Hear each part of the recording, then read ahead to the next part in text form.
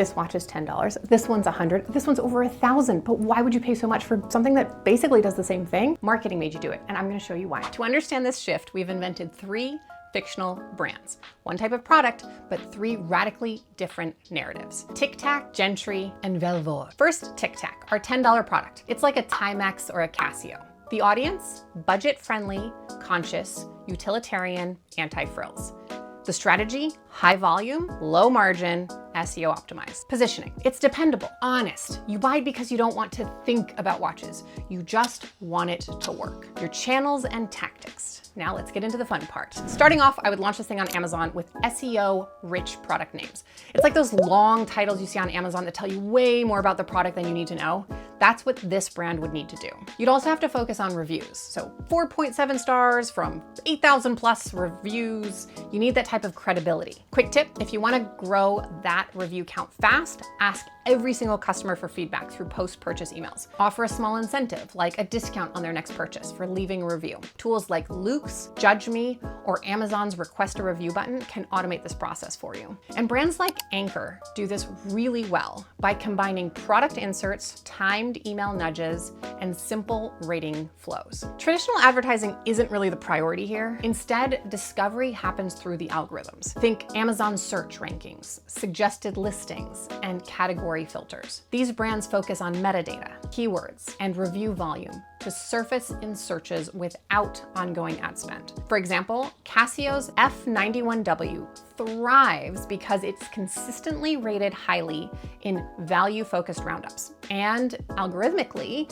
it's placed atop Amazon's bestsellers. The product does the work, but the platform amplifies it. A potential tagline for Tic Tac would be, the watch that just works, period. Tic Tac. Now, let's get into our $100, the Gentry. It's similar to like a Fossil or a Movement, a Wittenauer. The audience is aspirational professionals, Gen Z millennials, and the strategy would be affordable luxury, perception of elevation without the price tag. So your positioning is really like, you're not flashy, you're stylish. You buy Gentry to look like you spend more than you did. Now let's get into the channels and tactics. First and foremost, I would absolutely focus on Instagram shop integrations. Social selling is the heart of Gentry's strategy. Why? Because this tier is all about aspiration through association. So unlike Tic Tac, which thrives on utility, or Velvor, which builds prestige through distance, which we'll talk about more next, Gentry wants to feel accessible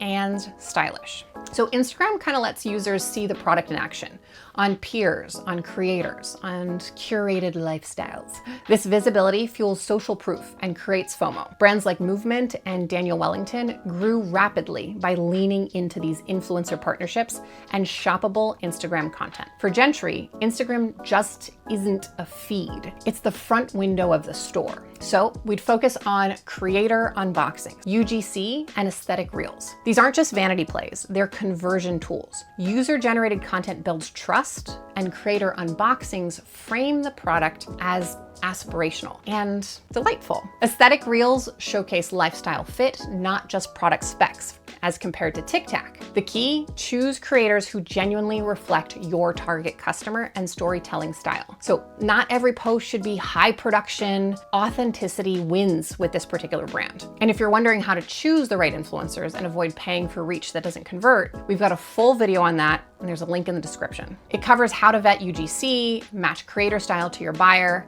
and stretch one campaign into months of content to really make that dollar worth what you're paying for when you're working with a content creator or UGC. The last channel I would absolutely focus on is email, email, email. You need tons of email flows, campaigns, you need to grow your list. You could do a whole campaign on which Gentry matches your mood, which would be a great flow that would connect into the personalization psychology. Letting customers self-identify a style, you can increase your click-through rates and purchases, but I would not stop there.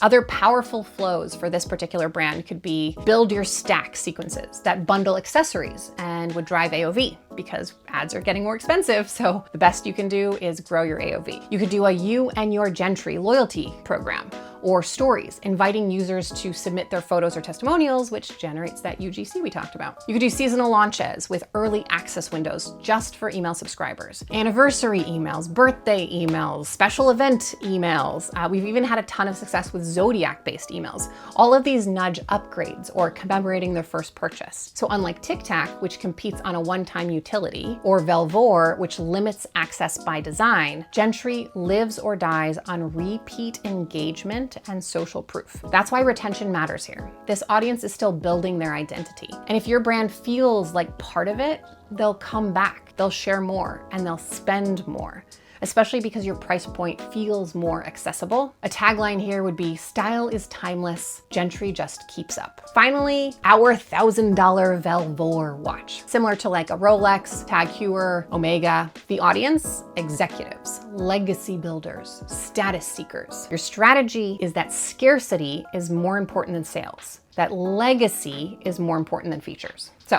positioning. Velvor is a statement. You don't own it, you inherit it. Now let's get into channels and tactics. First and foremost, flagship boutiques. These aren't just storefronts, they're stage sets. A flagship is a fully branded environment where every detail, from scent to lighting to sound, reinforces luxury. Velvor's boutique isn't there just to maximize foot traffic, it's there to build mystique. Think Apple's minimalist stores or Rolex's marble and wood interiors. The design and location, often in luxury districts or fashion capitals, would reinforce that idea that this isn't a purchase, it's a pilgrimage. For luxury brands like Velvor, these flagship spaces are content generators, status anchors, and trust signals, all rolled into one glamorous package. Second, I would do limited seasonal drops. So scarcity creates desire.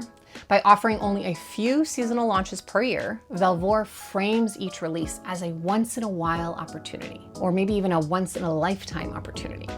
This builds anticipation and exclusivity.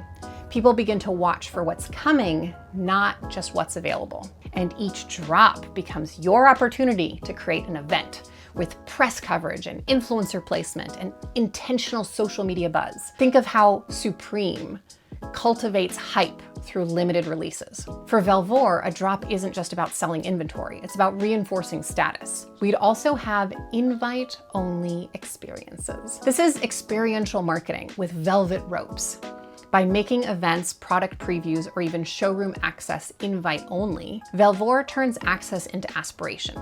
These experiences are designed to make attendees feel like insiders and signal that the brand isn't for everyone, only the chosen few. Think champagne-fueled launches at art galleries or private appointments with stylists. It's the opposite of mass appeal, and that's the point. Hermes, for example, famously requires a client history to even be offered a Birkin bag, an invite-only purchase in practice. Velvor borrows this mystique to elevate both its product and its people. Finally, a really good marketing tactic here would be a long-form documentary-style storytelling video.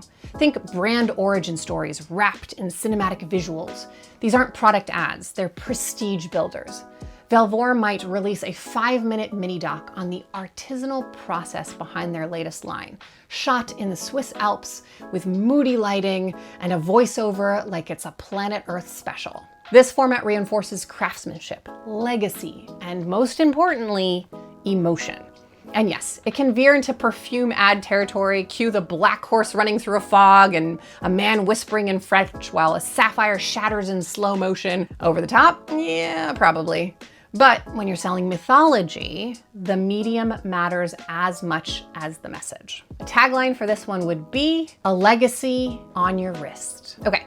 So which of these would you wear on a first date? What about on a job interview or at your wedding? See, even without being able to buy them, you felt the power of strategic marketing, of storytelling. And if you love this kind of deep dive, subscribe. We break down all sorts of marketing psychology every single week. Next, let's talk about strategy shifts. For Tic Tac, that's selling dependability. The messaging would focus on trust and simplicity. You know it works, and that's enough. Brands like Casio rely on decades of reputation and consistent design. Marketing is minimal, automated, and based on utility. These products are not not story-driven. They're discoverable. So brands like Amazon listings, category SEO are more and more important than splashy campaigns. You find these on function-first listings and bulk retail visibility platforms. Placement in high traffic, high turnover channels like Walmart or Target would support this business model. Remember, you have very tiny margins because your price is so low. For Gentry though, this is selling more transformation. This tier market is not just about the product, but how it makes the buyer feel. Movement, for instance, sells an aesthetic shift. Look premium without paying for it. You can invest in aesthetics, influencers, and personalization. The visual design is sharp. Unboxing is part of the experience. Oh, don't you love it when there's a good unboxing? Influencers lend social credibility and aspirational energy. And we use storytelling to punch above the price point. So storytelling here is key, from founder narratives to customer reviews and lifestyle content, like Gentry moments. And finally, Velvor sells more of that mythology. Luxury brands sell history, heritage, and symbolism. Rolex doesn't sell watches, it sells milestones. It has to appear exclusive by design. The feeling of not everyone can get this drives desire. That has to be in everything you do, from packaging to marketing. You have controlled distribution, wait lists, and white glove service that reinforce this feeling. Your marketing is luxurious, controlled, and prestige-based. Rolex runs high-budget ads in elite magazines. Omega invests in partnerships like James Bond to associate with legend. So I did promise you one more bonus section. Maybe I did, maybe I didn't. But here's one more bonus section. How can you look premium on a budget? So you want to sell a $100 product like it's worth $1,000? Well, steal from luxury playbooks. Use editorial language in product descriptions. Swap good battery life for engineered to keep pace with ambition. Elevate your copy to tell a story. Away luggage doesn't sell suitcases. It sells the travel lifestyle. Upgrade your packaging, even if it's just a magnetic box. These little details, that unboxing moment is your first impression. A study by .com Distribution found that 40% of shoppers are more likely to recommend a brand with premium packaging. And packaging has gotten so clever right now that you can find some pretty impressive things for not that much more money. Next, match your tone and visuals and timing across all your platforms. Cohesion is what actually going to build that credibility. So if your Instagram, email, and website don't speak the same visual language, your brand will feel disjointed and people won't trust it. Brands like Glossier excels here. And finally, make the customer feel like they're part of something. They want to be part of that community. Give them limited drops, early access, personalized emails, small touches that create that psychological value without creating that exclusion that you would see with like Velvor. Nike's sneakers app builds hype by making access part of the reward. And if you want help mapping all of that out, download our free brand worksheet. It's the link in the description below. It's a great exercise. We do it with every single one of our clients, and it's a great way to figure out where your brand stands and how you should approach your marketing. It's an absolute must as a first step. So next time you see a product with a price tag that makes you pause, ask yourself, am I paying for the product or the story that made it worth that price? And if you're the one selling, own that narrative, build it with intention, and do some great marketing. Up next, we're breaking down the fastest growing brands of 2024, who, won, and why. Trust me. Subscribe and don't miss it.